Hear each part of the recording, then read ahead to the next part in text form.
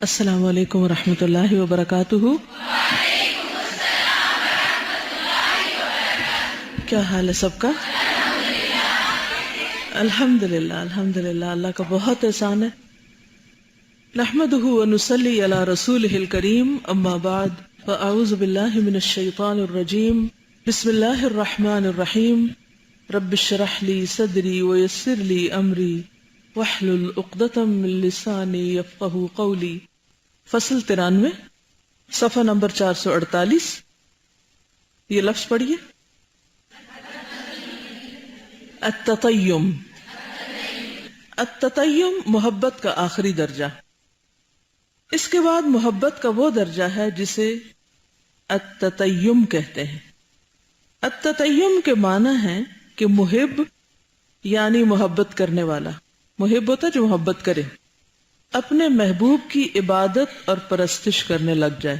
ایسا بھی ہوتا ہے، آپ نے بعض گانوں کے بول سنے ہوں گے جس میں باقاعدہ عبادت، پرستش، پرستار یہ لفظ استعمال ہوتے ہیں۔ اور پرستار کا انگریزی کیا ہے؟ فین فنیٹک جو ہو جاتے ہیں نا۔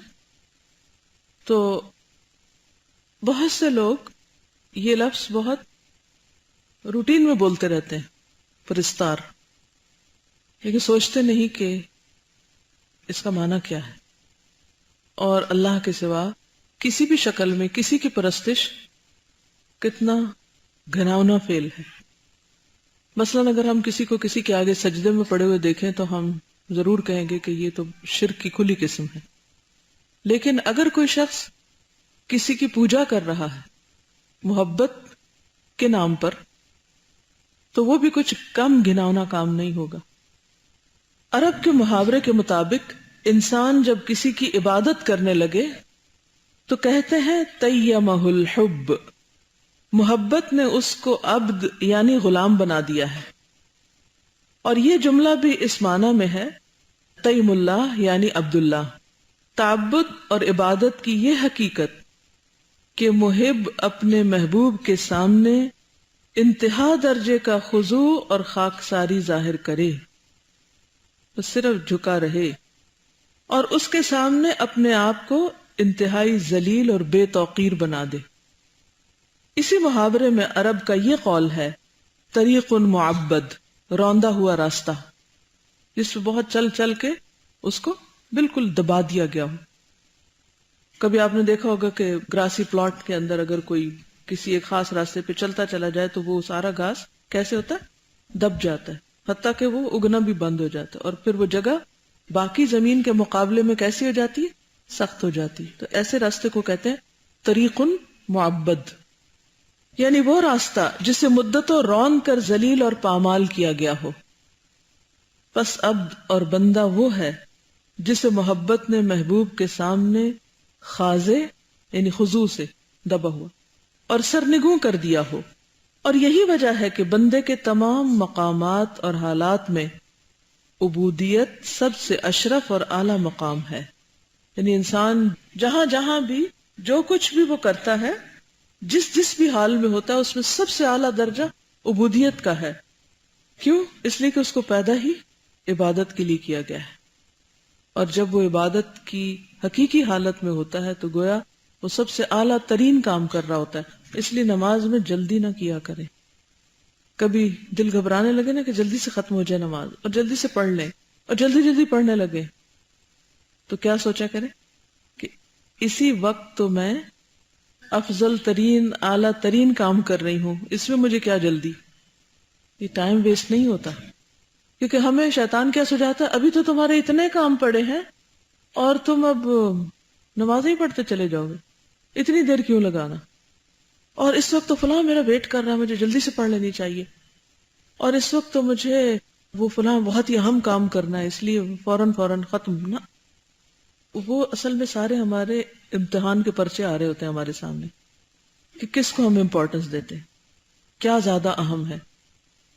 لیکن اس کا یہ مطلب بھی نہیں کہ ہم مثلا ماں ہے تو بچہ روتا رہے اور وہ نماز پڑھتی رہے۔ نبی صلی اللہ علیہ وسلم نے کیا کیا؟ جب بچہ رویا تو نماز مختصر کر دی، لیکن اس مختصر کی کوالٹی بہرحال برقرار رہنی چاہیے.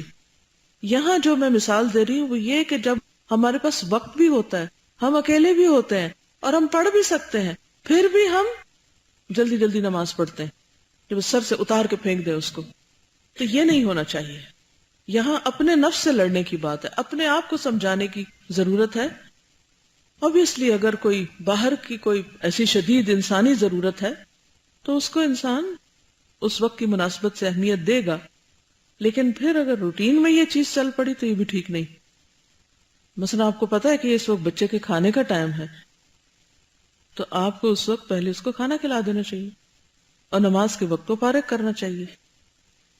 تو ہر شخص اپنے حالات کے مطابق خود فیصلہ کر سکتا ہے، کیونکہ اس نے خود ہی اللہ کو جواب دینا ہے، کسی اور نے تو اس کی جگہ جواب دینا نہیں کہ اسے کیا کرنے کی ضرورت ہے. لیکن یہ یاد رکھیے کہ ہمارا کوئی کام ٹھیک نہیں جب تک نماز ٹھیک نہیں. ابن القیم الجوزی نے ہی 5 طرح کے نمازیوں کی بات کی. آپ نے نماز نبی سب نے سنی ہوگی، اس میں میں نے وہ ابن القیم الجوزیہ کا یہ پارٹ کوٹ کیا ہوا ہے. 5 طرح کے نماز، ان میں سے ایک تو لائق سزا ہے، ایک کا حساب ہوگا، ایک کو معاف کر دیا جائے گا، اور تقرب کا درجہ صرف 5ویں کو حاصل ہے. کیونکہ اللہ نے ہمیں بنایا اپنی عبادت کے لیے، اور اگر عبادت ہی درست نہیں تو پھر کیا کیا ہم نے، کیا کمائی کر کے لے گئے. تو ہم میں سے ہر شخص اپنی نمازوں کو دیکھے، خود اپنے آپ کا حساب کرے. سب سے پہلا سوال بھی اسی کے بارے میں ہوگا.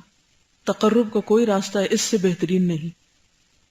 سلوک کی راہ میں، سلوک کہتے ہیں سلک یسلک، اسے یا سلک یسلک چلنا، سالک چلنے والے کو کہتے ہیں. سلوک کی راہ میں یعنی اللہ کی طرف جانے والے رستے میں تعبد سے بڑھ کر یعنی عبادت کرنے سے بڑھ کر، اور کیسی عبادت جس میں عاجزی اور محبت 2 چیزیں، کوئی شریف ترین منزل نہیں. اسی لیے اللہ تعالیٰ نے اکرم الخلائق، مخلوق میں سب سے معزز محبوب ترین بندے حضرت محمد رسول اللہ صلی اللہ علیہ وسلم کو اہم سے اہم مقام میں بھی وصف تعبد کے ساتھ یاد فرمایا ہے. یعنی آپ کو جو آنر دیا ہے، جو مقام اور مرتبہ دیا ہے، اس میں آپ کا ذکر بحیثیت عبد کے کیا ہے. اور مقام دعوت، مقام تحدی بالنبوت اور مقام معراج میں بھی وصف عبودیت سے یاد کیا ہے. اب یہ آیتیں آگے آئیں گی جس میں آپ کو عبد کہہ کے پکارا گیا ہے. مقام دعوت کے لیے پہلی آیت ہے تحدی بالنبوہ کے لیے. تحدی کہتے ہیں چیلنج کرنا. وَإِن كُنتُمْ فِي رَيْبٍ والی آیت میں چیلنج کیا گیا نا، اگر تمہیں شک ہے کہ ہمارا بندہ جو ہے وہ اس کو ہم نے رسول نہیں بنا کے بھیجا اور جو کتاب اس کو بھیجی ہے اس کے بارے میں شک ہے، تو تم ایسی اور کتاب لے کر آؤ. مقام معراج، سبحان الذی اسریٰ بعبدہ. اب آپ دیکھیں کہ یہ تینوں مقام کتنے اعلیٰ ہیں، لیکن ان میں آپ صلی اللہ علیہ وسلم کو کیا کہا گیا؟ اب کلمہ شہادت آپ دیکھیں، شہادتین جو ہے اس میں کیا کہا گیا؟ اشہد ان لا الہ الا اللہ و اشہد ان محمدن عبدہ. کیونکہ عبد ہونا، اللہ کا بندہ ہونا، اللہ کا غلام ہونا سب سے اعلیٰ ترین مقام ہے. قرآن مجید کی آیت ہے سورۃ الجن. اور ہوا یہ کہ جب اللہ کا بندہ اللہ کی عبادت کرنے کھڑا ہوا تو جن اس پر غول کے غول جھکے پڑتے تھے، یعنی گروہ در گروہ آ گئے. تو عبداللہ یہاں کون ہے؟ نبی صلی اللہ علیہ وسلم. یہ مقام دعوت ہے، یعنی دعویٰ کے لیے جب آپ کھڑے ہوئے لوگوں کو اللہ کی طرف بلانے کے لیے، تو اس سے بھی پتہ چلتا ہے کہ اللہ کی طرف بلانے کے لیے سب سے پہلے خود تو اللہ کے بنے، اپنے اندر تو عاجزی پیدا کریں، خود تو عبادت کرنے والے ہوں. بہت سے لوگ دعویٰ کو ایک پروفیشن سمجھتے ہیں، تو پہلی تیاری کیا ہے دعویٰ کے کام کے لیے؟ کہ اپنی عبادات کو درست کریں. مقام تحدی بالنبوہ کے موقع پر ارشاد ہے اگر تمہیں اس کلام کی صداقت میں کوئی شبہ ہے، شک ہے، جو ہم نے اپنے بندے پر نازل کیا ہے، تو ایسی ایک صورت ہی بنا لاؤ. مقام اسراء اور معراج کے موقع پر فرمایا گیا ہے جو اپنے بندے کو رات میں مسجد حرام سے مسجد اقصی کو لے گئی. یعنی اللہ سبحانہ وتعالی نے نبی صلی اللہ علیہ وسلم کو یہاں عبد کہہ کے پکارا، اور عبد کو اللہ نے کتنا بلند مقام دیا.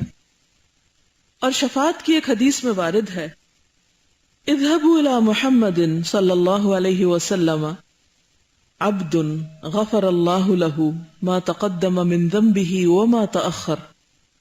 تم لوگ محمد صلی اللہ علیہ وسلم کے پاس جاؤ. جب لوگ حضرت آدم، نوح، موسیٰ اور عیسیٰ علیہ السلام کے پاس سے، حضرت ابراہیم علیہ السلام کے پاس سے جب مایوس ہو جائیں گے تو آخر میں کیا کہا جائے گا کہ نبی صلی اللہ علیہ وسلم کے پاس جاؤ. وہ ایسا عبد ہے، بندہ ہے، جس کے تمام اگلے پچھلے گناہ اللہ نے معاف کر دیے ہیں. حضرت صلی اللہ علیہ وسلم کو یہ مقام شفاعت کمال عبودیت و کمال مغفرت کے ذریعے سے حاصل ہوا ہے. شفاعت کبریٰ کہتے ہیں نا اس کو. یہ حدیث پڑھی ہوئی ہے نا آپ نے. شفاعت کبریٰ یعنی قیامت کے دن جب آپ صلی اللہ علیہ وسلم اللہ تعالیٰ کے آگے سجدے میں گریں گے اور پھر حمد و ثنا کریں گے اور دعا کریں گے کہ یوم الحساب قائم کیا جائے، تو اس وقت کی شفاعت کا ذکر ہے اور آپ کی دعا قبول کی جائے گی. تو اس سے کیا پتہ چلتا ہے کہ اس وقت بھی تمام مخلوق میں سے آپ کا مقام اور مرتبہ بہت بلند ہوگا، تاکہ تمام انبیاء کے مقابلے میں بھی آپ کو بہت عزت و شرف حاصل ہوگا. لیکن یہاں بھی آپ کو کیا کہا گیا؟ عبد. اگر ہم چاہتے ہیں اللہ سبحانہ و تعالیٰ کی نگاہوں میں محبوب ہوں تو کیا کرنا ہوگا؟ عبد بننا ہوگا. لیکن شیطان سب سے بڑی رکاوٹ ہی کس راہ میں ڈالتا ہے؟ تہجد کی نماز کتنے لوگ پڑھ پاتے ہیں؟ فجر کی نماز اندھیرے میں کون کون پڑھتا ہے؟ اور کون بالکل آخری کنارے پہ جا کے پڑھتا ہے؟ اور کون قضا کر کے پڑھتا ہے؟ جب دن کا آغاز ہی ایسے ہو رہا ہے تو عبادت سے شروع ہو رہا ہے یا پھر غفلت سے یا نافرمانی سے؟ ہم کہاں کھڑے؟ اور پھر ہماری یہ چاہت بھی ہو کہ ہم اللہ کے محبوب بن جائے، کیسے؟ اسی طرح باقی نمازوں میں بھی اگر تاخیر کر کے پڑھ رہے ہیں، شرائط ہی ادا نہیں کر رہے، تو پھر تقرب والی بات تو نہیں ہوئی. حضرت صلی اللہ علیہ وسلم کو یہ مقام شفاعت کیوں ملا؟ کمال عبودیت اور کمال مغفرت کے ذریعے سے حاصل ہوا. اللہ تعالیٰ نے مخلوق کو صرف اپنی عبادت کے لیے پیدا کیا ہے، اللہ کا کوئی شریک نہیں. اور محبت کی تمام انواع اور اقسام میں عبادت ایک کامل ترین نوع اور اکمل ترین قسم ہے. اکمل کا کیا معنی؟ سب سے مکمل. عبادت میں انتہائی خضوع اور خشوع اور خاکساری ہوا کرتی ہے. اسلام کی اصل حقیقت یہی ہے. اب دیکھیے کہ جو شخص حقیقی معنوں میں صحیح نماز پڑھتا ہو، پھر وہ ایروگنٹ کیسے ہو سکتا ہے؟ پھر وہ بندوں کے ساتھ کیسے روڈ ہو سکتا ہے؟ نہیں ہو سکتا. لیکن اگر اس نے نماز کی روح ہی نہیں پائی تو بھلے جتنی مرضی رکعتیں پڑھتا رہے، وہ بندوں کے سامنے بھی عاجزی نہیں کر سکتا. اور حقیقتاً ملت ابراہیمی کی بھی اصل روح کیا ہے؟ عبودیت، جس سے بجز سفیہ النفس الا من سفہ نفسہ پہلے پارے میں آتا ہے نا. یعنی بے وقوف شخص کے کوئی روح گردانی نہیں کر سکتا کہ کسی اور چیز کو زیادہ امپورٹنس دے. خود اللہ تعالیٰ فرماتا ہے، اور ابراہیم علیہ السلام کے طریقے سے وہی منہ پھیر سکتا ہے جس کی اپنی عقل ماری گئی ہو. یہی وجہ ہے کہ اللہ تعالیٰ کے نزدیک شرک سے بڑھ کر کوئی گناہ نہیں. شرک کے سوا وہ دوسرے گناہ معاف کر دے گا، لیکن شرک کو کبھی معاف نہیں کرے گا. اللہ تعالیٰ کے ساتھ اصل شرک یہی ہے کہ اللہ تعالیٰ کی محبت میں کسی اور کو شریک کیا جائے. اور اس کو کتنے لوگ شرک سمجھتے ہیں. ارشاد ربانی ہے، اور بعض لوگ ایسے بھی ہیں جو اللہ کے علاوہ اور کو شریک بناتے ہیں، جن سے ایسی ہی محبت کرتے ہیں جیسی اللہ سے کرنا چاہیے. البتہ جو لوگ ایماندار ہیں انہیں اللہ کی محبت سب سے زیادہ ہوتی ہے. ایمان والوں کو اللہ کی محبت سب سے زیادہ ہوتی. اب ہم سب اپنا اپنا جائزہ لیں کہ واقعی اللہ کی محبت ہر چیز کی محبت سے زیادہ ہے. اگر ہم دعویٰ کرتے ہیں تو ثبوت کیا ہے؟ اللہ کے لیے کیا کیا قربان کر سکتے ہیں؟ کیونکہ یہ محبت قربانی مانگتی ہے. اللہ کے لیے کیا چھوڑ سکتے ہیں اور کیا نہیں چھوڑ سکتے. اللہ تعالیٰ اس آیت میں یہ خبر دیتا ہے کہ بعض لوگ اس کے ساتھ دوسروں کو شریک بنا لیتے ہیں اور ان سے ویسی ہی محبت کرتے ہیں جیسی وہ اللہ تعالیٰ کی ذات سے کرتے ہیں. اس آیت میں یہ خبر بھی دی گئی ہے کہ ایمان والے اللہ تعالیٰ کی ذات سے انتہائی درجے کی محبت رکھتے ہیں، ایسی محبت کہ یہ مانند و مثیل بنانے والے مثیل یعنی شریک، اپنے مانند و مثیل سے رکھتے ہیں، یعنی جس سے وہ محبت کرتے اپنے بت سے، جو بھی کوئی ہو، بلکہ اس سے بھی زیادہ. اصل میں ند کا ترجمہ انہوں نے مانند و مثیل کیا. آیت کے یہ معنی ہے کہ مانند و مثیل گرداننے والے جس قدر اللہ تعالیٰ سے محبت رکھتے ہیں، اس سے زیادہ اللہ تعالیٰ پر ایمان لانے والے اللہ تعالیٰ سے محبت رکھتے ہیں. اب یہاں سے آپ اپنا جائزہ لے سکتے ہیں. یعنی مشرکین کو بتوں سے جتنی محبت ہوتی، ان کے لیے جیسی جیسی وہ قربانیاں کرتے ہیں، جیسے ان کے آگے خشوع و خضوع اور انکساری کا اظہار کرتے ہیں، اور جیسے ان کے لیے ہر چیز نچھاور کرتے ہیں، چڑھاوے چڑھاتے ہیں اور اپنا آپ قربان کر ڈالتے ہیں، بعض اوقات اپنے بچوں کو ان کے اوپر ذبح کر ڈالتے ہیں، تو کیا اللہ تعالیٰ پر ایمان لانے والے اللہ تعالیٰ کے لیے یہ سب کچھ کرتے ہیں یا اس سے زیادہ کرتے ہیں؟ سمجھ آئی آیت کی؟ یعنی کسی بھی محبت کرنے والے کو، عبادت کرنے والے کو دیکھو کہ وہ جس سے محبت کر رہا ہے، عبادت کر رہا ہے، اس کے لیے کیا کیا قربانیاں کر رہا ہے، اور پھر دوسری طرف دیکھو کہ ایک ایمان کا دعویٰ کرنے والا اللہ کی محبت میں کیا کیا قربانیاں کر رہا ہے. وہ ان قربانیوں سے زیادہ ہے جو دنیا والے دنیا کی چیزوں کے لیے کر رہے ہیں یا نہیں. مثلا ضروری نہیں کہ ایک ند جو ہے مانند و مثیل وہ صرف بت ہو، وہ کوئی ڈگری بھی ہو سکتی ہے، وہ کوئی انسان بھی ہو سکتا ہے، وہ کوئی کام بھی ہو سکتا ہے جس کے لیے ہم کہتے ہیں ہمارا یہ پیشن ہے، جس کو کر کے انسان لذت پاتا ہے، اور جس کے لیے اس کو اپنے بھوک پیاس نیند ہر چیز قربان کرنا آسان ہو جاتی ہے. ہم میں سے ہر شخص دیکھے کہ وہ کون سی چیز ہے، وہ کون سا کام ہے جس کے لیے وہ اپنا کھانا پینا سونا، یہ 3 محبوب ترین چیز ہے نا انسانوں کو. کھانا پینا چلو ایک ہی چیز ہو گئی، سونا اس کے لیے وہ قربان کرے. مثلا بچوں سے محبت ہوتی ہے تو مائیں خود بھوکی رہتی ہیں، خود نہیں کھاتی، پہلے انہیں کھلاتی ہیں، اپنی نیند قربان کر کے ان کو اٹھا لیتی. کیا اللہ کی عبادت بھی ہمیں اس درجے کی موٹیویشن دیتی ہے؟ اس کے لیے بھی ہمارے پاس ہے کوئی موٹیویشن کہ اس کے لیے ہم نیند توڑ کے اٹھ جائیں، نیند چھوڑ دیں، اس کے لیے ہم بھوکے پیاسے رہ سکیں؟ جیسے جنگ تبوک کے موقع پر آپ کو یاد ہوگا کہ جب صحابہ کرام 30,000 کا لشکر جا رہا تھا، کھانا پینا بہت کم ہو گیا تھا ہی نہیں اتنے لوگوں کو. آپ خود سوچیں کہ اگر ہاسٹل میں 200 لوگ رہتے ہیں، شاید یہ 300 آپ لوگ رہتے ہیں، تو ان کے لیے سوچتے اچھا اتنے لوگوں کا روز کھانا پکے. سوچے 30,000 لوگوں کا روزانہ کئی دن تک ان کے کھانے کا انتظام، اور کئی سو میل پیدل اور معمولی سواریوں پہ سفر.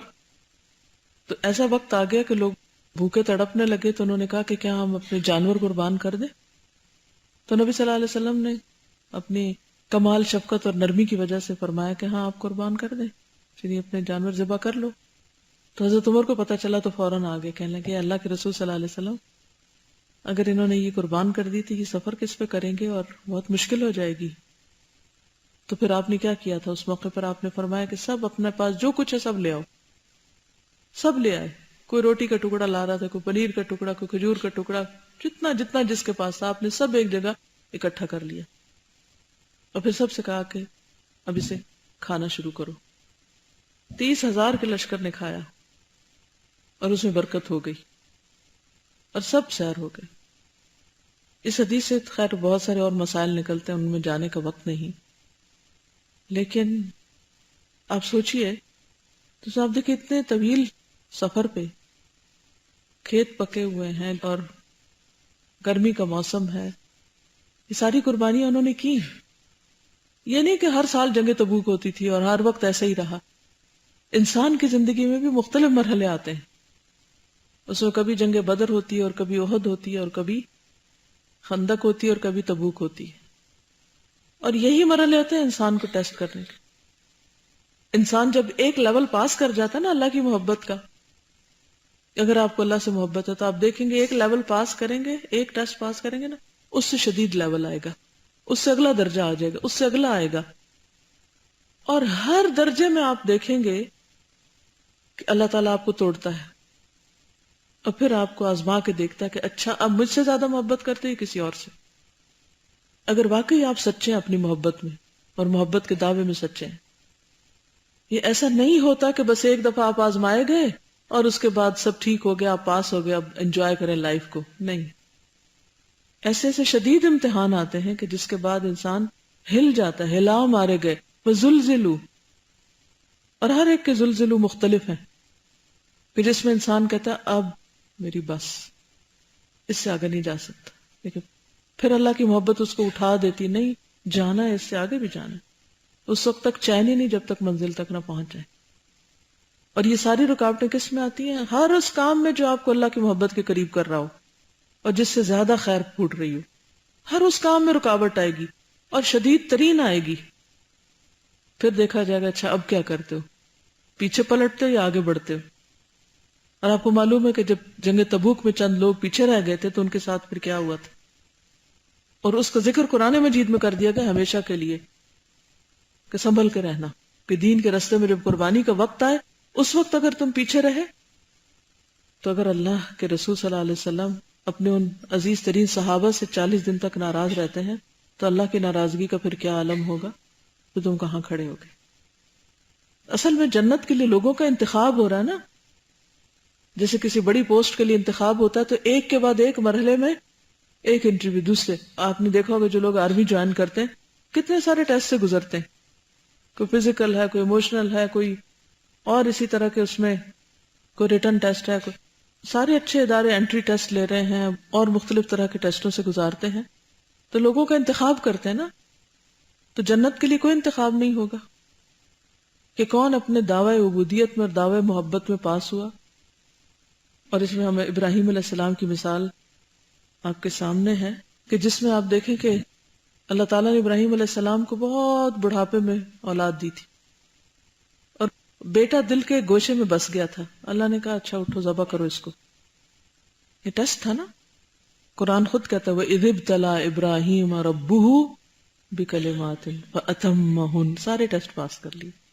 قَالَ إِنِّي جَاعِلُكَ لِلنَّاسِ إِمَامًا. اور پھر وَاتَّخَذَ اللَّهُ إِبْرَاهِيمَ خَلِيلًا. اللہ بھی اس وقت نوازتا ہے جب بندہ ٹیسٹ پاس کرتا جاتا ہے، اور جہاں فیل ہوگا پیچھے لڑکنا شروع ہو جائے گا. اللہ یہ کہ توبہ کر کے کس کی طرح غزوہ تبوک والے وَعَلَى الثَّلَاثَةِ الَّذِينَ خُلِّفُوا، ان جیسی توبہ کر کے پھر آگے بڑھ جائے. تو بعض اوقات انسان محبتوں کے اس امتحان میں کامیاب ہوتا ہے اور بعض اوقات محبت کے امتحان میں فیل بھی ہو جاتا ہے. اور جب فیل ہو تو اس کا بھی حل بتا دیا گیا اسی غزوہ تبوک کے اس واقعے میں کہ اب فیل ہو کے بیٹھ نہیں جانا، پھر اٹھنا ہے اور پھر اللہ سے توبہ کرنی اور پھر اللہ کا قرب پانا ہے، کیونکہ اس کے بغیر کوئی اور جگہ ہے نہیں نا. تو ہم سب کو دیکھنا چاہیے، اپنا اپنا خود جائزہ لیں. کسی سے فتویٰ لینے کی ضرورت نہیں ہے اور نہ کوئی آپ کا مسئلہ حل کر سکتا ہے، کیونکہ آپ کی پوری سچویشن کو صرف آپ خود ہی سمجھتے ہوتے ہیں. امتحان بھی تو اسی عقل و قلب کا ہے نا. پھر اس کام میں کتنی عقل استعمال کی. تو اپنے آس پاس لوگوں کو دیکھیں کہ کون اپنے کس پیشن کے لیے کس طرح جان مار رہا ہے، کس طرح محنت کر رہا ہے. کیا اتنی محنت یا اس کا کچھ حصہ ہی؟ ہمیں تو کہا جا رہا ہے اس سے اوپر جانا ہے. تم نے کرائیٹیریا دے دیا گیا نا کہ وہ لوگ جو اللہ کے سوا اوروں کو معبود بنائے ہوئے ہیں، جس بھی چیز کو، وہ اس کے لیے کیا کیا کر رہے ہیں. ایمان والے اس سے اوپر کے لیول پہ ہوتے ہیں اللہ کی محبت میں اور اللہ کی خاطر قربانیاں کرنے میں. اور آپ نے دیکھا ہوگا جو لوگ دنیا کے لیے قربانیاں کرتے ہیں وہ کہیں رونا نہیں روتے، کہیں واوالا نہیں کرتے، وہ اس میں خوش ہوتے ہیں. کأنہم الی نصب یوفدون، بھاگ بھاگ کے جا رہے ہوتے ہیں اپنے استھانوں پہ، جو بھی کوئی کسی کا ہے. میٹافوریکلی بات کر رہی ہیں. تو اہل ایمان نمازی کی طرف ہماری دوڑ کیسی ہوتی، کتنا بھاگ بھاگ کے جا رہے ہوتے ہیں. اور اذان ہوتی کتنی بے چینی شروع ہوتی. یا دینی کا کوئی کام ہے، دین کی خدمت کا کوئی کام ہے، یا کوئی یہیں سے دیکھ لیں. مثلا کچھ لوگ اپنی خواہش اور اپنے شوق سے آتے ہیں یہاں کہ دین کی خدمت کرنے جائیں، خواہ ان کی جاب ہے یا والنٹریلی کام کریں. وہ یہاں آنے کا کیا شوق رکھتے ہیں اور کس طرح بھاگ بھاگ کے آتے ہیں. اور جو لوگ دنیا کی جابز کرتے ہیں یا دنیا میں ترقی کے لیے کام کرتے ہیں، وہ کتنا دوڑتے ہیں، وہ کس وقت اٹھتے ہیں، کس وقت جاتے ہیں اور کتنا دوڑ دوڑ کر جاتے ہیں. اور جو لوگ اللہ کے دین کی خدمت کے دعوے کرتے ہیں، وہ کس وقت اٹھتے ہیں اور کس وقت جاتے ہیں اور کس وقت دوڑتے ہیں. صرف کنوینئنس کے وقت اور بس. تو کیا ہوئی محبت؟ یا تو دعویٰ کرنا چھوڑ دیں. لیکن اگر دعویٰ کرتے ہیں تو سچا کریں نا، صرف دعوے کرنے سے تو نہیں کامیابی ہوتی. سمجھ آ رہی ہیں باتیں؟ کوئی نہیں آ رہی. جس نے سمجھنا ہوگا سمجھ لے گا، جس نے نہیں سمجھنا نہیں سمجھے گا. اصل میں یہ باتیں بھی اجنبی ہو گئی ہیں، کیونکہ ایسا کوئی سوچتا ہی نہیں کہ یہ بھی کوئی کرنے کا کام ہے. ایک اجنبی سی سوچ ہے نا. حتیٰ کہ نماز بھی اگر کوئی تھوڑی سی ٹھہر کے پڑھنے لگے تو لوگ اس کے پیچھے پڑ جاتے. 5 وقت پڑھنے والے کو ایکسٹریمسٹ کہنا شروع کر دیتے، اس سے ڈرنے لگتے ہیں لوگ. باقی تو دین کی خدمت اور ساری دنیا تک اللہ سے لوگوں کو جوڑنا، 2 کام ہے نا کرنے کے ہمارے، ایک خود جڑنا، ایک دوسروں کو جوڑنا. بس سمپل سی 2 ڈیوٹیز ہیں. ایک اپنا حساب کتاب رکھنا کہ اللہ کے کتنے قریب ہے، اور دوسرا یہ کہ یہ جو ہمارے آس پاس کا ماحول ہے اس میں لوگوں کو خدا کی کتنی معرفت ہے. وہ ویڈیو ذرا چلائیں تھوڑی سی کہ ہمارے لوگ کر کیا رہے ہیں نا، ہمارے مسلمان کس حال میں ہیں، ہو کیا رہا ہے آس پاس ہمارے. اور پھر بھی ہم سوچیں کہ پھر فتوے اور فیصلے لینے آتے ہیں. اچھا دین کی تبلیغ فرض ہے، پھر فرض سنت نفل کی باتیں کرتے ہیں. اور کیا عورتوں پر بھی فرض ہے؟ عورتوں کو بھی کچھ کرنا چاہیے. یہ آپ دیکھیے ہو کیا رہا. تھوڑی سی ساؤنڈ بھی تاکہ دیکھیں پیچھے منظر کیا کریٹ کیا انہوں نے.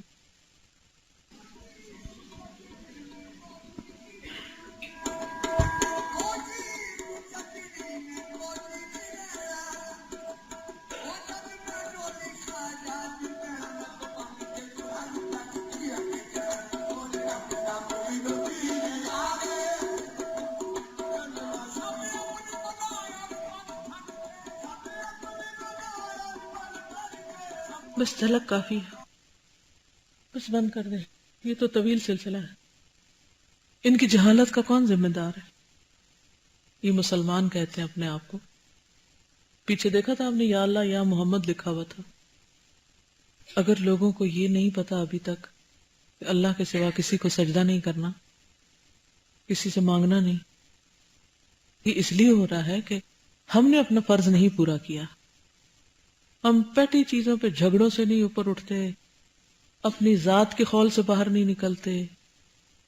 نان ایشوز کو ہم نے ایشوز بنایا ہوا ہے. ہم سب اپنے اپنے اوقات کا جائزہ لیں اور ہم اپنا حساب خود کر سکتے ہیں.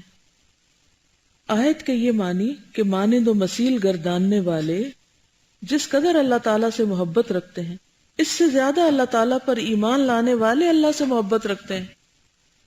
اور وہ محبت ان کو چین سے کہیں بیٹھنے نہیں دیتی کہ وہ سمجھے ہمارے فرض ادا ہو گیا، پڑھ لی 4 رکعتیں نماز اور ہم پھر آ کے بیٹھ گئے ٹی وی کے آگے. یہ مانند و مسیل گرداننے والے اللہ تعالیٰ سے محبت رکھتے ہیں، لیکن جب وہ اللہ تعالیٰ کے ساتھ اپنے مانند و شؤن کو اس محبت میں شریک کر لیتے ہیں تو اللہ تعالیٰ سے ان کی محبت کمزور ہو جاتی ہے. شؤن جو ہے نا شأن کی جمع، حالت کو کہتے ہیں. اور موحدین اللہ تعالیٰ کی محبت میں مخلص ہوتے ہیں، اس لیے اللہ تعالیٰ سے ان کی محبت بہت زیادہ ہوتی ہے. یہ جو بات ہے نا، 2 باتیں اس میں کی گئی. ایک تو یہ ہے کہ کچھ لوگ اللہ سے بھی محبت کرتے ہیں، دوسری چیزوں سے بھی کرتے ہیں، لیکن جب دوسری چیزوں سے کرتے ہیں تو اللہ کی محبت ان کی کمزور پڑ جاتی ہے، وہ پیچھے چلی جاتی ہے. جیسے اپنی ذات سے محبت، اپنی اولاد سے محبت، اپنی دنیا کے مال و متاع سے محبت وغیرہ وغیرہ. جب اللہ کی محفل میں اللہ کی بات سن رہے ہیں اس حد تک تو وہ کر لیتے ہیں، اللہ سے بڑی محبت ہے ہم کو. لیکن جب وہ اپنی دنیا میں جاتے ہیں تو اس میں ایسے گم ہوتے ہیں کہ پھر اللہ تعالیٰ وہاں بھول جاتا ہے ان کو. اس کے مقابلے میں پھر اللہ کی محبت کمزور ہوتی ہے. لیکن جو مخلص ہوتے ہیں وہ چاہے کہیں بھی ہوں، ان کی اللہ کی محبت کی لو جو ہے وہ مان نہیں پڑتی، وہ کمزور نہیں پڑتی. ہر جگہ اللہ کی محبت ہر چیز سے بڑھ کر کرتے ہیں. مشرک لوگ اپنی محبت میں رب العالمین کے ساتھ دوسروں کو شریک گردانتے ہیں اور ان کو اللہ تعالیٰ کا ہمسر اور مانند و مثیل بنا لیتے ہیں. اللہ تعالیٰ نے مخلوق کو پیدا کیا ہے، اس کا مقصد یہی ہے کہ مخلوق خالص اللہ تعالیٰ سے محبت کرے، کسی دوسرے سے محبت نہ کرے. اللہ تعالیٰ ان لوگوں سے سخت ناراض ہوتا ہے جو کسی اور کو اپنا ولی، مددگار، شفیع اور سفارشی بناتے ہیں. چنانچہ اللہ تعالیٰ ان 2 چیزوں کو ساتھ ہی ساتھ اور کبھی علیحدہ علیحدہ بیان کر کے اپنی ناراضگی اور خفگی کا اظہار کرتا ہے. بلا شبہ تمہارا رب وہی اللہ ہے جس نے آسمانوں اور زمین کو 6 دن میں پیدا کیا اور پھر عرش پر جلوہ افروز ہوا، وہ ہر کام کی تدبیر کرتا ہے اور اس کی اجازت کے بغیر کوئی سفارش نہیں کر سکتا۔ مزید ارشاد ہے، اللہ ہی تو ہے جس نے آسمانوں اور زمین کو اور جو کچھ ان دونوں میں ہے 6 دن کے اندر پیدا کیا، پھر عرش پر جلوہ افروز ہوا، اس کے سوا نہ تمہارا کوئی حمایتی ہے اور نہ سفارشی، کیا پھر بھی تم نصیحت نہیں پکڑتے؟ اور اس قرآن کے ذریعے ان لوگوں کو ڈراؤ جنہیں اپنے پروردگار کے حضور میں جمع ہونے کا خوف ہے، نہ اللہ تعالیٰ کے سوا ان کا کوئی حمایتی ہے نہ سفارشی، کیا عجب ہے وہ پرہیزگار بن جائیں۔ یعنی وہ ڈرتے ہیں قیامت سے، لیکن ان کو صحیح سینس نہیں ہے کہ وہاں کس طرح کی پوچھ گچھ ہوگی۔ تو ان کو تقویٰ کے لیول تک لانے کے لیے قرآن کے ذریعے ڈراؤ۔ کیا ان لوگوں نے اللہ کو چھوڑ کر دوسروں کو سفارشی بنا رکھا ہے؟ کہہ دو اگرچہ وہ کسی چیز کا اختیار نہ رکھتے ہوں اور نہ سمجھتے ہوں، کہہ دو ساری سفارشیں اللہ ہی کے لیے ہیں، ان کے پیچھے جہنم ہے، نہ ان کی کمائی اس سے انہیں بچا سکے گی، اور نہ وہ معبود جنہیں اللہ کے سوا انہوں نے حمایتی بنا رکھا ہے، اور ان کے لیے بڑا عذاب ہوگا۔ صرف اپنے رب کو اپنا ولی اور دوست بنانے والا اگر کسی اور کو اپنا ولی، مددگار، دوست اور شفاعتی اور سفارشی بناتا ہے تو صرف اللہ تعالیٰ کے لیے بناتا ہے۔ یعنی کسی کو انسان دوست بنائے تو کس کے لیے؟ اللہ تعالیٰ کے لیے۔ اس کا مطلب کیا آگے وضاحت ہوگی۔ اور مومنین اور صالحین کے ساتھ اپنا رشتہ موالات، ولایت یعنی تعلق ولی بنانے کا، اور محبت جوڑتا اور استوار کرتا ہے۔ یہ مومنین اللہ کی راہ میں اس کے ولی و مددگار ہوتے ہیں۔ اللہ کے لیے کسی کو دوست بنانے کا کیا مطلب ہے؟ کہ وہ اللہ کی طرف جانے میں اس کا مددگار ہو، یہ مقصد ہوتا ہے اس دوستی کا۔ اور اگر وہ دوست آپ کو اللہ ہی سے دور کر دے اور اللہ کے راستے میں آگے بڑھانے کی بجائے پیچھے کر دے، کمزور کر دے، تو پھر سمجھے کہ وہ دوستی اللہ کے لیے نہیں۔ یہ موالات و محبت اور چیز ہے، بخلاف اس صورت کے کہ بندہ اللہ تعالیٰ کے علاوہ دوسروں کو اپنا ولی اور دوست بنائے۔ یہ دوسری چیز ہے، یہ اور رنگ ہے اور وہ دوسرا رنگ۔ شفاعت شرکیہ کا اور رنگ ہے، اور شفاعت حقہ کا جس سے توحید وابستہ ہوتی ہے دوسرا رنگ ہے۔ نبی صلی اللہ علیہ وسلم بھی تو شفاعت کریں گے، لیکن وہ اور طرح کی شفاعت ہے۔ اہل شرک اور اہل توحید کی تفریق کا یہی مقام ہے۔ واللہ یہدی من یشاء الی صراط مستقیم۔ کسی بھی رینڈم شخص سے آپ پوچھیں تمہاری کوئی دوست ہے؟ کہ ہاں ہے۔ اچھا، کیسی دوستی؟ اللہ کے لیے۔ اور اسے پوچھے کیا تمہیں پتا ہے اللہ کے لیے دوستی کا کیا مطلب؟ 100% 99 سے بھی زیادہ لوگوں کو نہیں پتا ہوگا کہ اللہ کے لیے دوستی کا مطلب، حتیٰ کہ دین پڑھنے والوں کو بھی نہیں پتا ہوتا کہ اللہ کے لیے دوستی کا مطلب کیا ہے۔ دیکھیں، دنیا میں جتنی بھی چیزیں اللہ نے بنائی ہیں اور انسان کو بطور نعمت ملی ہیں، کوئی بھی چیز، چاہے مال ہے، اولاد ہے، شوہر ہے، بچے ہیں، دوست ہیں، کچھ بھی ہے، ان میں سے جو بھی چیز ہمیں اللہ کے قریب کر رہی ہے وہی ہمارے بھلے میں، اسی کی محبت فائدہ مند ہے۔ اور اگر کسی بھی چیز کی محبت ہمیں اللہ سے دور کر رہی ہے، اس سے غافل کر رہی ہے، تو وہی ہمارے لیے خسارے کا باعث ہے۔ لا تلہکم اموالکم ولا اولادکم عن ذکر اللہ ومن یفعل ذلک فاولئک هم الخاسرون۔ اگر انسانوں سے باتیں کرتے کرتے نمازیں لیٹ ہو جائیں، قضا ہو جائیں، یا ان نمازوں میں اللہ کی طرف دھیان ہی نہ ہو، تو پھر کیا یہ محبت اللہ کے لیے ہوگی؟ ہرگز بھی نہیں۔ چاہے آپ نے اوپر ٹائٹل رکھا ہے کہ I love you for the sake of Allah, no, it's wrong, جھوٹ ہے یہ۔ اور اس میں بھی انسان خود کو خود ہی چیک کر سکتا ہے، کوئی آ کے نہیں آپ کو بتا سکتا۔ مقصد یہ ہے کہ حقیقت عبودیت اور عبودیت کے موجبات، محبت اور لوازمات محبت میں کسی کو شریک بنا لینے کے بعد خالص نہیں رہ سکتے، بخلاف اس کے کہ اگر اللہ تعالیٰ کے لیے کسی سے محبت کی جائے تو یہ محبت لوازمات عبودیت نہیں، عبادت کے لیے جو چیزیں لازم ہیں، ضروری ہیں اور موجبات عبودیت میں سے ہے، یعنی وہ تو سبب بن گیا عبادت کا۔ سمپل سٹیٹمنٹ ہے کہ فلاں انسان کی محبت نے مجھے اللہ کے قریب کر دیا، تو وہ شخص کیا بن گیا؟ سبب، موجب، ذریعہ کس چیز کا؟ اللہ کے قریب ہونے کا. یہ محبت ہے اللہ کے لیے.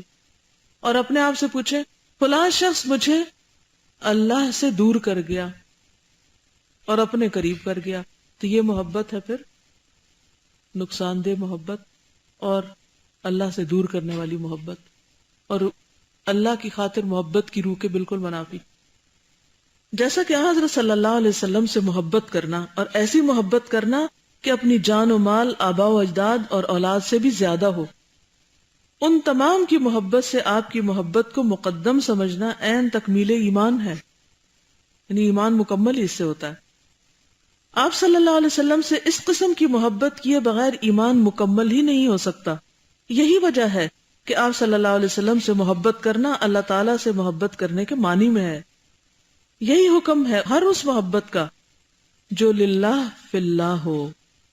صحیحین میں ہے ثلاث من کن فیہ وجد بہن حلاوت الایمان. صحیح بخاری. 3 چیزیں جس کے اندر ہوں گی وہ ایمان کی حلاوت پائے گا، مٹھاس پائے گا. وہ 3 چیزیں کون سی ہیں؟ ملاحظہ ہوں. لا یجد عبد طعم الایمان الا من کان فی قلبہ 3 خصال ان یکون اللہ ورسولہ احب الیہ مما سواہما وان یحب المرء لا یحبہ الا للہ وان یکرہ ان یرجع الی الکفر بعد ان انقذہ اللہ منہ کما یکرہ ان یقذف فی النار. صحیح مسلم. بندہ ایمان کا مزہ نہیں پاتا جب تک کہ اس کے قلب میں 3 خصلتیں موجود نہ ہوں. اللہ اور اس کا رسول اسے تمام سے زیادہ محبوب ہو، اور یہ کہ وہ کسی سے محبت رکھے تو صرف اللہ کے لیے رکھے، اور یہ کہ جس کفر سے اللہ تعالیٰ نے اسے نکالا ہے یا گمراہی کہہ لیں، اس کی طرف پھر لوٹنے کو وہ ایسا برا سمجھے جس طرح کہ وہ آگ میں ڈال دیے جانے کو برا سمجھتا ہے. کہ انسان دین کی طرف آنے سے پہلے والی زندگی کی طرف پھر پلٹ جائے. کئی لوگ ہوتے ہیں نا، قرآن پڑھتے ہیں، بڑے دینی بن جاتے ہیں، پھر جب قرآن چھوٹتا ہے کسی بھی وجہ سے بالکل ویسے ہی ہو جاتے ہیں جیسے کبھی انہوں نے قرآن پڑھا ہی نہ ہو.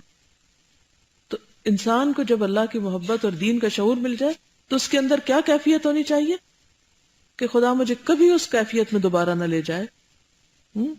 اور اس کے لیے وہ اتنا ہی برا ہو جیسے آگ میں جانے سے اسے ڈر لگے کہ وہ تو آگ تھی جس میں تھا، اللہ نے مجھے نکالا تو میں پھر واپس وہاں جاؤں. اور کئی لوگ تو بڑے شوق سے ذکر کرتے رہتے ہم ایسے ہوتے تھے اور ویسے ہوتے تھے، اور دل ہی دل میں شاید کہتے ہیں کاش وہ دن لوٹ آئے کہ جب ہم گمراہی میں تھے. تو صاحب ایمان کبھی بھی اس حالت میں لوٹنا نہیں چاہیں گے، اور نہ کبھی اپنی اس حالت کے اوپر فخر کر سکتے اور نہ کبھی خوش ہو سکتے ہیں.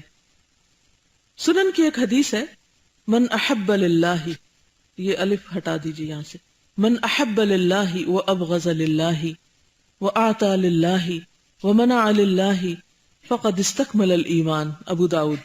جس نے اللہ کے لیے محبت کی اور اللہ کے لیے دشمنی کی اور اللہ کے لیے دیا اور اللہ کے لیے روک دیا تو اس نے اپنے ایمان کی تکمیل کر لی، اپنا ایمان مکمل کر لیا. ایک دوسری حدیث میں ہے ما تحاب رجلان فی اللہ الا کان افضلہما اشدہما حبا لصاحبہ.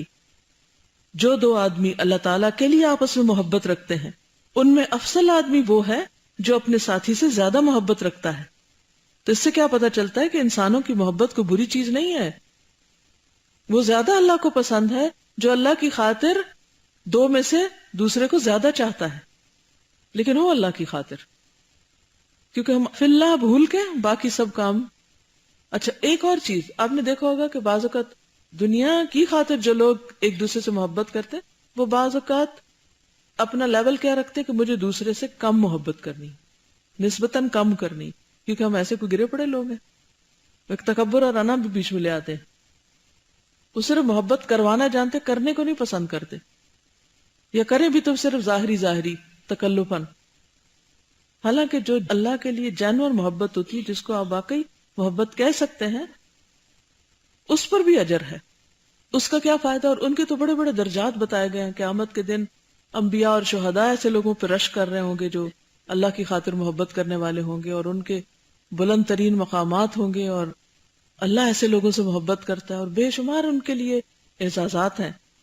تو انسان کبھی سوچتا ہے کوئی اتنے بڑے اعزاز کیوں؟ اس لیے کہ وہ محبت ان کو اللہ کے قریب کرتی ہے.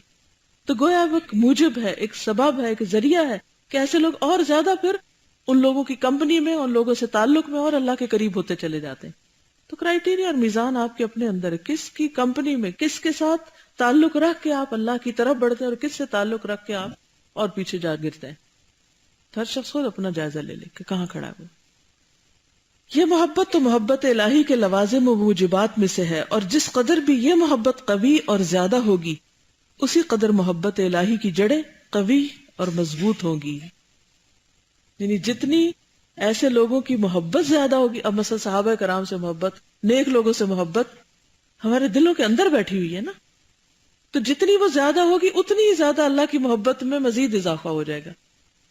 تو ان کی محبت مزید اللہ کی محبت میں اضافے کا ذریعہ بنتی ہے. یہی محبت پسندیدہ ہے. چیپٹر مکمل ہوا. کوئی کچھ کہنا چاہے تو حاضر، اور اس کے بعد پھر آگے پڑھیں گے. السلام علیکم ورحمۃ اللہ وبرکاتہ. ایک تو مجھے یہ پوائنٹ لگ رہا تھا کہ واقعی دنیا کے لیے یا اللہ کے علاوہ جب کسی اور چیز سے محبت کی جاتی ہے اس میں وہ لوگ بہت ہی زیادہ ڈٹرمنڈ اور فوکسڈ ہوتے ہیں، اور اللہ کے لیے جو لوگ کرتے ہیں وہ اتنے فوکسڈ نہیں ہوتے. تو یہ چیز مجھے ہمیشہ سے بادر کرتی ہے کہ ایسا کیوں ہے. اتنی ریئل بھی نہیں لگتی. جب کوئی ایکسپریس کر بھی رہا ہو تو لگتا ہے کہ یہ صرف ورڈز بول رہے ہیں، اس میں اصل نہیں ہے. تو اس کی مجھے ایک وجہ تو یہ سمجھ میں آئی تھی کہ شاید وہ انسٹنٹ گریٹیفیکیشن ہوتی ہے. قریب کی چیزیں، نظر آنے والی چیزوں سے محبت کی جاتی ہے تو فوری فوری آپ کو تھوڑا بہت اس ریوارڈ مل رہا ہوتا ہے، لوگوں سے بھی اپریسیشن بہت زیادہ مل رہی ہوتی، شاید ایک یہ وجہ. اور دوسری جو مجھے چیز لگ رہی تھی نا، وہ جو دنیا کی خاطر جو لوگ اپنے گول کے علاوہ جو باقی انسانوں سے محبت رکھتے ہیں، وہ اتنے اپنی محبت میں وہ سچے ہوتے ہیں نا اپنے اصل گول سے، کہ وہ بھی صرف وہیں پر دوستی کرتے جہاں پہ ان کی پروگریس ہو سکتی ہو اپنے گول میں، جس کو خود غرضی پھر کہا جاتا ہے نا، کہ صرف انہی سے دوستی رکھنا جن سے دوستی کر کے، جن سے ڈیلنگ کر کے وہ اپنے اور مفاد ان کے بڑھ سکتا ہو جس میں، اور جہاں ان کو لگے کہ اس سے ان کی دنیاوی ترقی میں اور اضافہ ہو، ایگزیکٹلی جس میں پروگریس کر سکتے ہو اپنے اس میں. تو ہم لوگوں کے لیے یہ بھی ایک کرائیٹیریا ہے کہ ہم کن لوگوں سے دوستی کریں کہ پھر ہم بھی اتنے تو کچھ خوددار ہوں اپنی اس محبت کے لیے جو ہمیں اللہ سے ہے. Why do we sell it away so cheaply؟ اب مجھے آج یہ بھی سمجھ آ رہی کہ جو اللہ کی آیتوں کو تھوڑے سی قیمت پہ بیچ دیتے ہیں. اور مجھے وہ جو فلم دیکھی ہے، کبھی سوچا ہی نہیں تھا میں نے کہ کبھی کوئی انسان کو بھی کوئی سجدہ کر سکتا ہے، پھر وہ انسان بھی آرام سے بیٹھا ہوا ہے، اس کو کچھ نہیں ہو رہا جس کو کیا جا رہا ہے. اور پھر میں یہ سوچتی کہ میں بھی اس کی جگہ پہ ہو سکتی تھی، ان لوگوں کی جگہ پہ. مجھے کوئی گمراہ خدا نہ ہستہ اللہ نہ کرے، لیکن ہم جیسے انسان ہی تو ہیں. تو ہم جب نماز کے بعد جب پڑھیں، اگر ہمیں ذرا بھی اثر ہوئے، ہمیں کتنا شکر گزار ہونے کی ضرورت ہے کہ اللہ نے ہمیں اپنا سجدہ کرنا سکھایا ہے اور ہم کسی اور کے سجدے نہیں کر رہے. مطلب میں تو یہ سوچ رہی ہوں کہ I can never ever take نماز for granted again. never ever. ہم اس کو for granted سمجھتے ہیں نا، ہمیں مل جو گئی مفت میں، ہم نے کوئی اس کے لیے سیکریفائس نہیں کی، ہمیں ویسے ہی مل گئی. تھینک یو، جزاک اللہ. کہ کتنا زبردست ہمیں ایک معیار دے دیا گیا نا کہ ہم کھڑے کہاں ہیں. کیا یہ بات مزید واضح اور کھل کر سامنے نہیں آئی کہ والذین آمنوا اشد حبا للہ کا مطلب اصل میں کیا ہے؟ کہ جو دنیا کے لیے دنیا سے محبت کرتے ہیں وہ جتنی قربانیاں اپنے محبوب کے لیے کرتے ہیں، اپنے گول کے لیے کرتے ہیں، اللہ کی محبت کا دعویٰ کرنے والے اللہ کی خاطر قربانی کے معاملے میں اس سے آگے ہیں یا نہیں، اس سے اوپر ہیں یا نہیں، ان کا درجہ کہاں ہے؟ دنیا کے لیے بھاگنے والے، جاگنے والے، تکلیفیں اٹھانے والے بے شمار آپ کو دائیں بائیں نظر آئیں گے، اور کتنی باریکیوں میں جاتے ہیں، کس درجے پہ رہ کے کام کرتے ہیں. اور دین کے نام پر جو ہم کام کرتے ہیں اس کے اندر ایکسیلنس کا لیول کیا ہے، کتنی جان مار کے اور کتنی آنیسٹی کے ساتھ اور کتنے شوق کے ساتھ. اور پھر آپ نے دیکھا ہوگا کہ جیسے دنیاوی مطلب کی بات ہو رہی تھی نا، کہ جب کسی سے مطلب ہوتا ہے تو وہ اس کی ساری خامیوں کے باوجود بھی ظاہراً اس سے محبت کا اظہار کرتے رہیں گے، لیکن دین کے معاملے میں تو ایسا نہیں کرتے. اگر کسی میں نہ بھی کوئی خامی ہوگی تو اس کو بھی حجت بنا لیں گے. آپ نے دیکھا ہوگا کہ بلی جب اسے شکار کرنا ہوتا ہے تو اس کی پوزیشن کبھی دیکھی آپ نے؟ کیسی ہوتی ہے؟ اس کا ایک بال بھی ہل رہا ہوتا ہے اس وقت، کتنی فوکسڈ ہوتی، کتنی الرٹ ہوتی. اس کو اس سے محبت ہوتی نا شکار سے، اس کا مفاد ہے اس میں، تو خود ہی فوکس آ گیا. ہم اللہ کے سامنے جب نماز پڑھ رہے ہوتے ہیں، عبادت کر رہے ہوتے ہیں، تو قرۃ عینی جو وہ ہے نماز والی آنکھوں کی ٹھنڈک وہ نہیں ہوتا، تو پھر وہ فوکس بھی کوئی نہیں ہوتا. تو بہرحال ہم سب کے لیے سوچنے کا مقام ہے. اوکے، جزاکم اللہ خیرا. سبحانک اللہم و بحمدک، نشہد ان لا الہ الا انت، نستغفرک و نتوب الیک.